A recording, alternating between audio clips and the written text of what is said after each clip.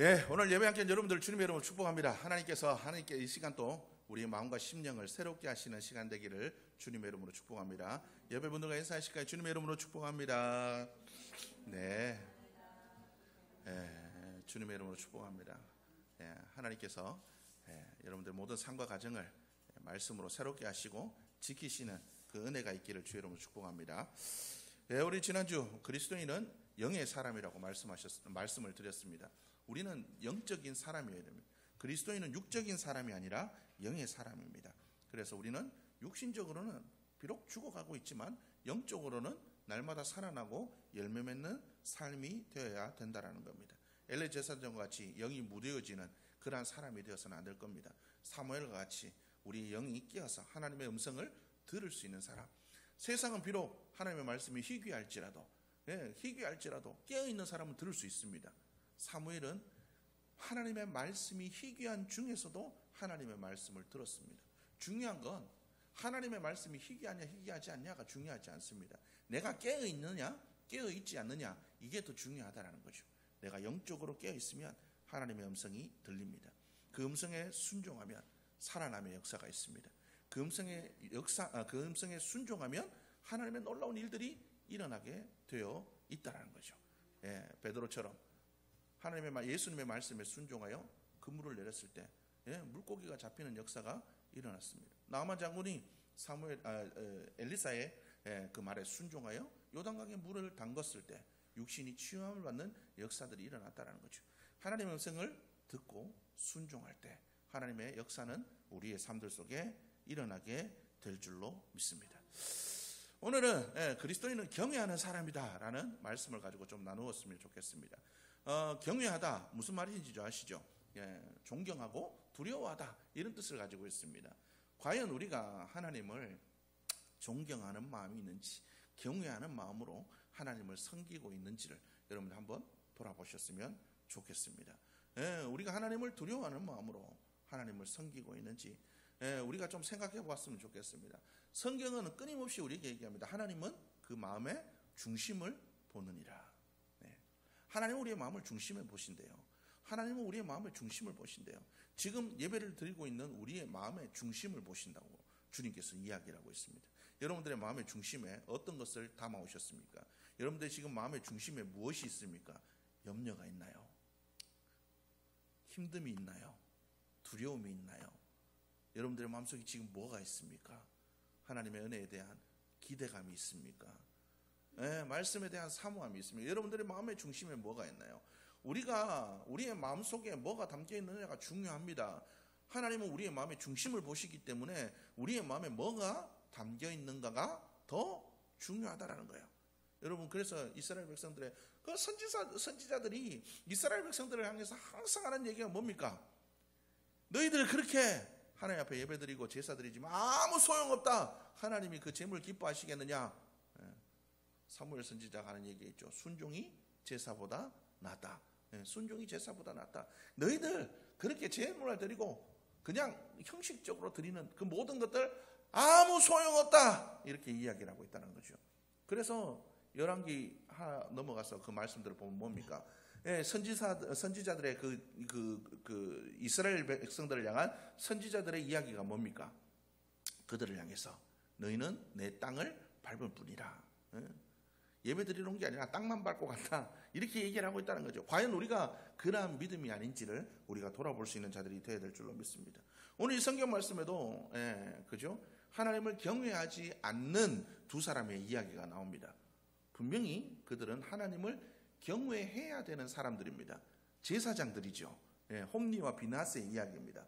그들은 하나님을 분명히 예배해야 되는 자들입니다.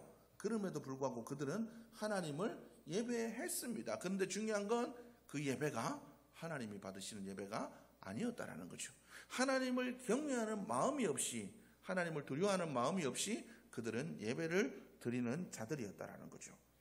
우리가 읽었지만 사무엘상 우리가 2장 17절 말씀에 뭐라고 얘기하냐면 그들이 여호와의 제사를 멸시함이었더라라고 성경은 기록하고 있습니다. 여호와를 멸시했다. 이 여호와를 멸시했다라는 말이 무엇이냐면 민수기 14장 말씀에 보면 여호와께서 모세에게 이르시되 이 백성이 어느 때까지 나를 멸시하겠느냐? 내가 그들 중에 많은 이적을 행하였으나 어느 때까지 나를 믿지 않겠느냐? 하나님을 멸시하는 태도라는 것은 그동안 행하셨던 하나님의 일하심, 하나님께서 그들에게 부어주신 은혜를 믿지 못하는 태도가 하나님을 멸시하는 거라는 거죠. 분명히 하나님께서 사사시대에도 역사하셨습니다. 그죠? 이스라엘이 가장 악했던 사사시대에도 하나님은 역사하셨습니다. 그들이 부르짖을 때마다 사사를 세우셔서 그들을 구원해 주셨습니다. 하나님께서는 그 악한 시대에도 하나님을 모욕하던 그 시절에도 부르짖기만 하면 역사하셨습니다. 하나님께서는 이스라엘 백성들이 광야에서 그렇게 불평하고 원망하고 하나님께 대들고 말씀에 순종하지 않았음에도 불구하고 약속하신 말씀을 이루어 주시기 위해 가나안 땅으로 인도하셨습니다. 선물로 주셨습니다. 중요한 건 바로 이 이스라엘 백성들이 그 은혜를 잊어버린 것, 하나님의 역사하심과 일하심을 잊어버리고 믿지 않는 걸 멸시한다. 여러분, 하나님을 여러분들이 잘 멸시하지 않고 잘 살아가고 계십니까? 여러분, 예배에 참석했을 때 하나님께서 말씀하시고 역사하실 것을 믿지 않으면 멸시하는 겁니다. 내가 기도할 때 하나님께서 들으실 것이라는 확신 없이 그냥 기도하는 것, 한나처럼 믿음으로 기도하고 하나님의 응답하심이 있다라고 확신하고 근심의 빛이 없이 돌아가시 않는 그 기도들, 염려하고 걱정하고 근심하면서 살아가는 그 모든 것들, 하나님을 멸시하는 것이라고 할 수 있습니다. 하나님의 일하심을 믿지 않는 것, 내가 기도하면 하나님이 안 들으신다라는 걸 믿지 않는 것, 내가 예배드릴 때 하나님께서 은혜 베풀어 주신다는 걸 믿지 않는 것, 하나님께서 지금까지 내 삶에 역사했지만 앞으로의 삶들 속에서도 역사하실까 염려하고 두려워하고 걱정하는 것, 다 하나님을 멸시하는 일들이라는 거예요. 여러분, 우리가 이런 멸시하는 모습으로 하나님을 경외하지 않고 멸시함으로 우리가 살아가고 있지 않는지, 홈리와 비나스처럼 우리도 그렇게 살아가고 있지 않은지 우리의 삶을 돌아볼 수 있는 자들이 되어야 될 줄로 믿습니다. 중요한 건 지난주에도 말씀드렸지만 우리가 이렇게 하나님을 멸시하면서 살아가더라도 예배할 수 있습니다. 기도할 수 있어요. 헌신할 수 있어요. 스스로 잘한다라고 착각할 수 있어요. 엘리 제사장 영적으로 죽어있는 사람이었지만 그가 하나님 앞에 나는 그냥 잘하고 있다라고 생각하는 사람이었습니다. 홈리와 비나스 하나님 앞에 죄를 짓고 있었지만 죄 지은 자도 예배드릴 수 있었습니다. 기능적인 일들을 할 수 있었어요. 제사도 드리고 백성들에게 축복도 빌어주고 할 수 있었어요. 기능적으로는 아무 문제 없이 했다는 거죠. 그러니까 물론 사소한 이런 문제들이 있긴 했지만 어쨌든 그들이 제사장으로서 해야 될 일들은 했다라는 거죠. 어쨌든 그렇게 할 수 있다는 거예요. 여러분, 우리가 하나님을 경외하지 않고 멸시하는 마음으로 살아갈지라도, 하나님을 믿지 않고 하나님을 온전히 신뢰하지 않고 그렇게 살아가더라도 예배 드릴 수 있고 기도도 할 수 있고 할 수 있어요. 홈리와 비나스처럼 할 수 있습니다. 근데 중요한 건 그 모든 것들이 뭐라고요? 나를 멸시하는 일이다. 내가 그것들을 기뻐하지 않는다. 내가 그것들을 하나도 받지 않는다. 주님께서 이야기하고 계시다라는 겁니다. 여러분, 이스라엘 백성들에게 하나님께서 이야기하십니다. 너희가 나를 멸시하면 어떻게 된다라고 얘기하시냐면 민수기 24장 23절에 내가 그들의 조상들에게 맹세한 땅을 결단코 보지 못할 것이요 또 나를 멸시하는 사람은 한 사람도 그것을 보지 못하리라. 여러분, 하나님을 멸시하는 자들은 하나님의 응답과 하나님의 역사와 하나님의 도우심을 보지 못할 거다. 왜 사무엘이 살았던 그 시대, 엘리 제사장의 시대가 하나님의 말씀이 희귀했을까요? 하나님을 멸시하는 풍조가 있었던 시대, 그것을 문제 삼지 않았던 시대, 모두가 다 영적으로 죽어 있었던 시대, 모두가 다 하나님을 멸시함으로 예배하는 시대, 그러니까 하나님의 말씀이 희귀한 거죠. 물론 그 중에서도 영적으로 깨어있는 사람이 있었기 때문에 희귀했다라는 건 없다라는 건 아니잖아요. 그죠? 희귀했다라는 건 하나님의 말씀이 분명히 있었다라는 얘기입니다. 그 중에서도 하나님을 믿는 사람들에게 하나님이 역사하시고 하셨지만 대부분이 그렇지 않기 때문에 하나님의 말씀이 희귀했다라는 겁니다. 여러분, 오늘날 우리가 그렇게 살아가고 있지 않습니까? 영적으로 깨어있는 사람의 태도가 어떻게 해야 되겠습니까? 사도 바울은 자기의 삶을 돌아보면서 그렇게 얘기합니다. 사도 바울처럼 예수 그리스도를 향한 특심이 있었던 사람이 얼마나 있습니까? 그죠? 그가 이야기합니다. 내가 40에 하나 감한매를 수없이 맞았다.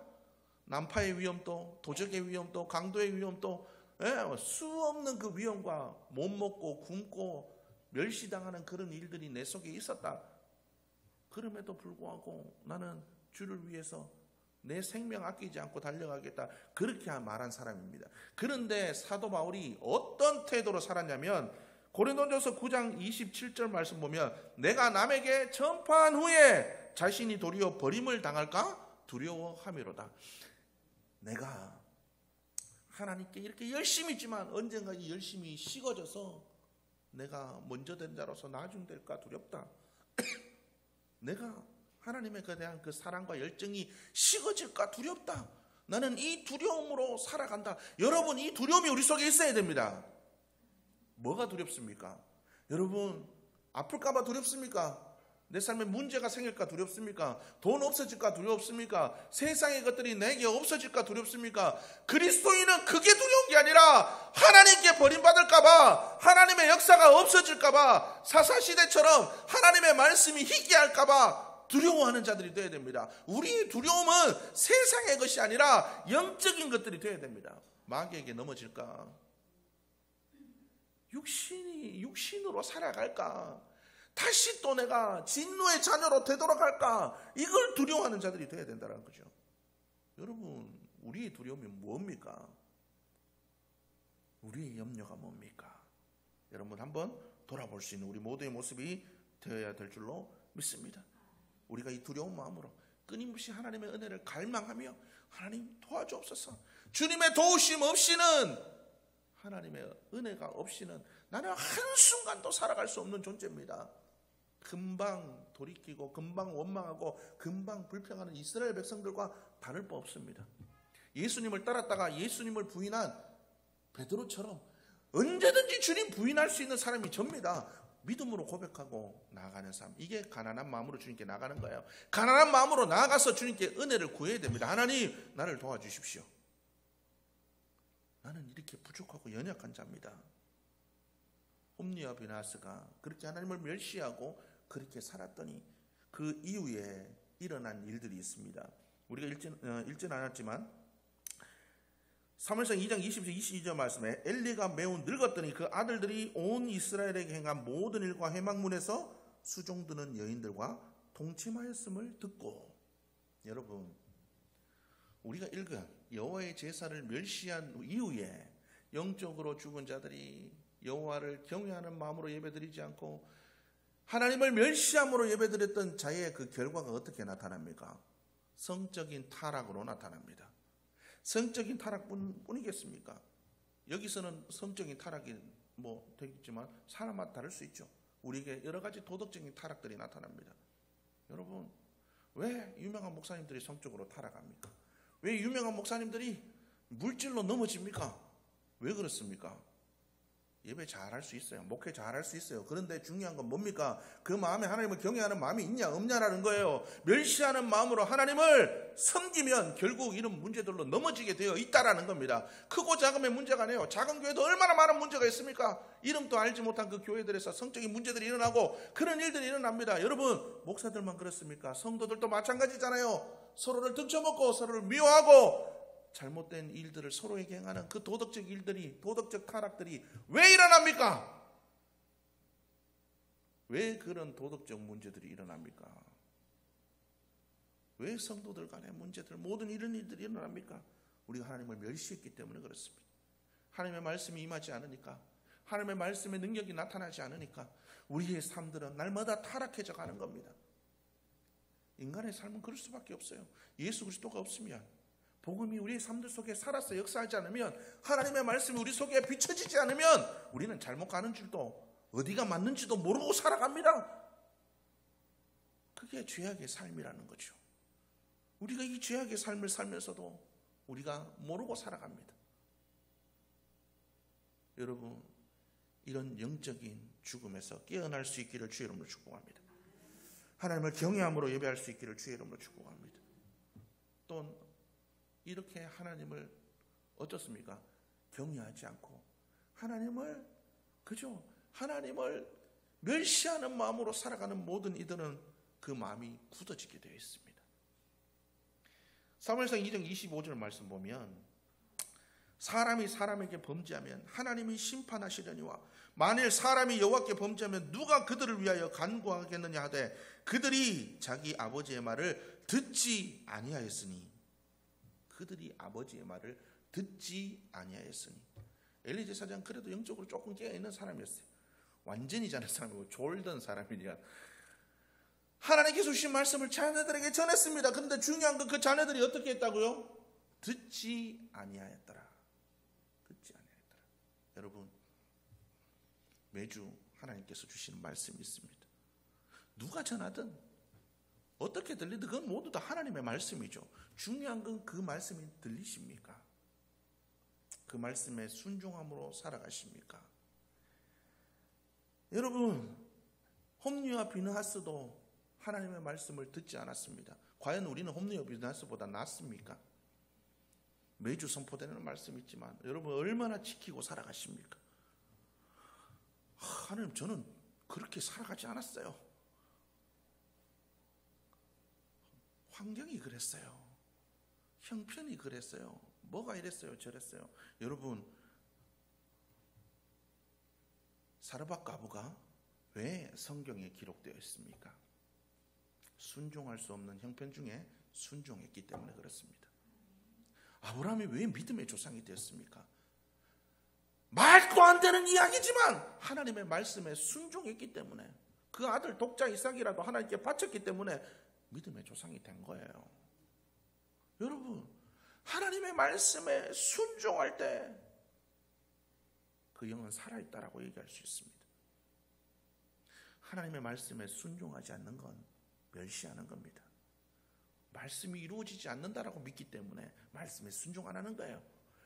형편과 처지와 환경 위에 역사하신다는 하나님을 믿지 않기 때문에 그렇습니다. 우리의 모든 삶 가운데 역사하시는 하나님을 안 믿기 때문에 그래요. 그 하나님이 역사하실 거다, 협력하여 선을 이루실 거다 말로는 이야기하지만 믿지 않기 때문에 순종하지 않는 겁니다.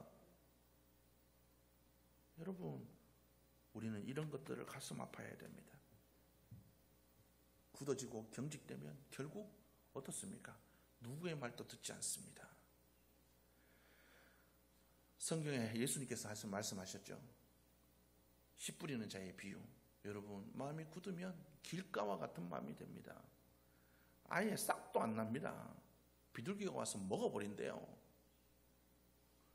여러분 우리의 마음에 하나님 부드러운 마음을 주옵소서. 하나님 우리의 마음을 갈아엎어 주옵소서. 기경하여 주옵소서. 성령으로 말씀으로 십자가의 보혈로 나의 마음을 기경하여 주옵소서. 기경하여서 하나님 말씀이 심겨지고 자라나게 도와주옵소서. 열매 맺게 도와주옵소서. 우리가 그렇게 기도하며 나갈 수 있는 우리 모두의 모습이 되어야 될 줄로 믿습니다. 주님께 기도할 때 간구할 때 하나님이 역사하실 겁니다. 에스겔 36장 25절에서 26절은 이렇게 얘기합니다. 맑은 물을 너희에게 뿌려서 너희로 정결하게 하되 곧 너희 모든 더러운 것에서와 모든 우상 숭배에서 너희를 정결하게 할 것이며 또 새 영을 너희 속에 두고 새 마음을 너희에게 주되 너희 육신에서 굳은 마음을 제거하고 부드러운 마음을 줄 것이며.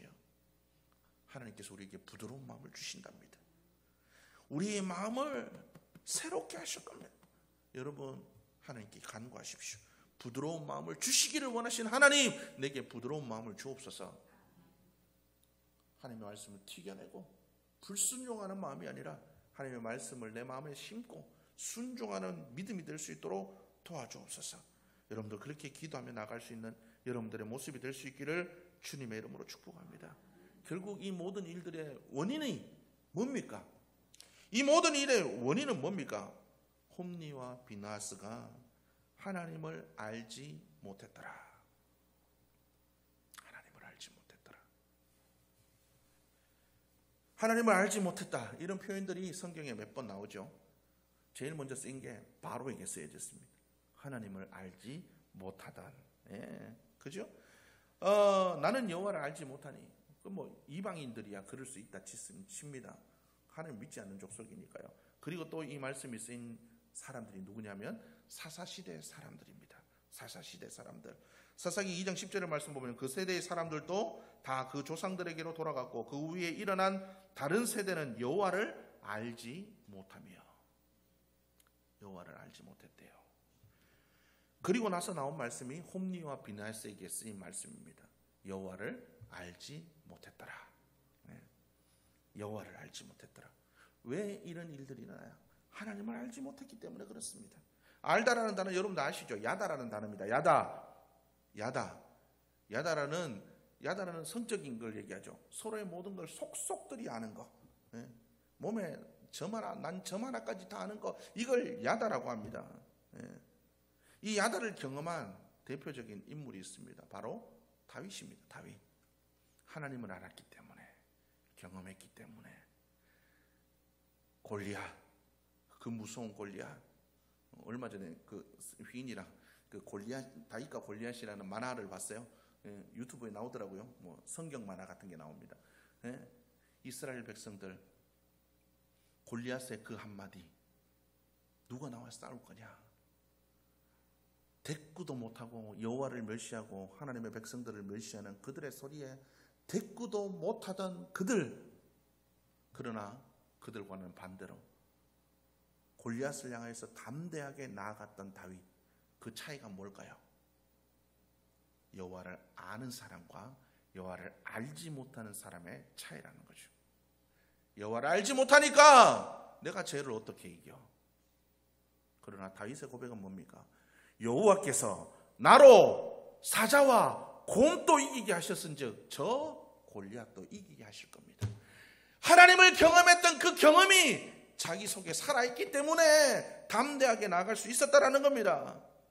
여러분, 이사야서 43장 2절 말씀은 여러분 기억하시죠? 내가 물 가운데로 지날 때에 너희와 함께 할 것이라. 강을 건널 때에 물이 너를 침범치 못할 것이며 내가 불 가운데로 지날 때에 타지도 아니할 것이요 불꽃이 너를 사르지도 못하리니.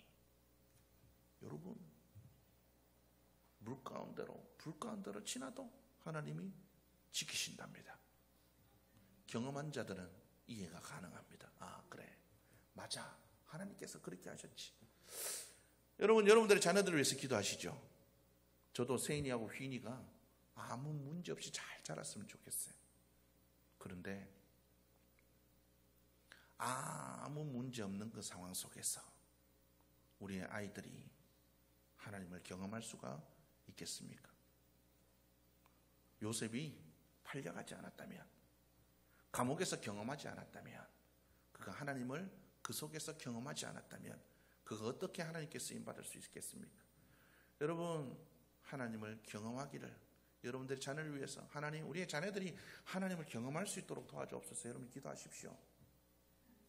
문제를 당하는 것보다 문제 가운데 역사하시는 하나님을 경험하는 것이 더 복된 일입니다. 우리는 이걸 위해 기도해야 돼요. 하나님을 경험해야 돼요. 그래야 다윗처럼 더 큰 문제를 만났을 때, 그 앞에 놓인 어려움을 만났을 때 나는 만군의 여호와의 이름으로 나갈 수 있다는 거예요. 여호와를 모르면 어떻게 그 앞으로 나갈 수 있겠습니까? 그러나 만군의 하나님 여호와를 알 때 그분이 얼마나 위대하고 놀라운 분이신지를, 그분이 나를 사랑하시는 분이심을, 내게 능력 주시는 자에서 모든 것을 이룰 수 있도록 만드시는 하나님이심을 경험할 때 세상을 향하여 담대하게 나갈 수 있습니다. 하나님을 경험할 수 있기를 기도하십시오. 하나님, 날마다 하나님을 경험하고 그 하나님을 경험한 그 경험으로 세상을 향해 담대히 나가게 주여 도와주옵소서. 사랑, 우리의 자녀들도 그런 삶을 살아갈 수 있도록 도와주옵소서. 여러분들이 기도할 수 있는 여러분들의 모습이 되기를 주님의 이름으로 축복합니다. 여러분, 하나님을 두려워하는 자, 그들에게 하나님은 축복하십니다. 하나님을 두려워하지 않았던 홈리와 비나스, 그렇지만 하나님을 두려워했던 요셉이 그 여주인의, 그죠? 예, 그 여주인의 그 유혹 앞에서 그가 뭐라고 얘기했습니까? 창세기 39장의 말씀 보면 그가 이렇게 얘기를 합니다. 이 집에는 나보다 큰 이가 없으며 주인이 아무것도 내게 금하지 아니하였어도 금한 것은 당신뿐이니 당신은 그의 아내임이라. 그런즉 내가 어찌 이 큰 악을 행하여 하나님께 죄를 지으리까? 그는 여주인에게 죄를 짓는다 얘기하지 않았습니다. 자기 주인에게 죄를 짓는다고 하지 않았습니다. 그가 두려워한 사람은 오로지 하나님이었다는 것. 요셉은 하나님을 두려워했습니다. 그리하였을 때 비록 그의 삶에 문제가 생겼을지언정 결국은 하나님께서 그의 삶을 사용하는 삶이 되어준 줄로 믿으시기를 바랍니다. 여러분, 우리는 우리의 모든 하나님을 경외하지 못했던, 하나님을 멸시했던 우리의 마음들을 주님 앞에 내려놓고 철저하게 회개함으로 주님께 나가는 자들이 되어야 될 줄로 믿습니다. 하나님, 다시 한번 우리의 영혼이 주님을 경외하는 삶으로 바뀌어지게 도와주옵소서. 굳어진 우리의 마음이 깨어지게 하여 주옵소서. 하나님을 두려워함으로 예배하고 하나님을 두려워함으로 섬기는 나의 모습이 될 수 있도록 도와주옵소서. 하나님을 온전히 경험하는 야다의 경험이 내게 있게 하여 주옵소서. 우리 가정에 있게 하여 주옵소서. 우리 자녀에게 있게 하여 주옵소서. 우리 교회 가운데 있게 하여 주옵소서. 기도하며 나가 여러분, 하나님을 온전히 경험한 그 경험으로 말미암아 하나님을 온전히 경외함으로 섬기고 믿음으로 전진하는 여러분들의 모든 모습이 될 수 있기를 주님의 이름으로 축복합니다.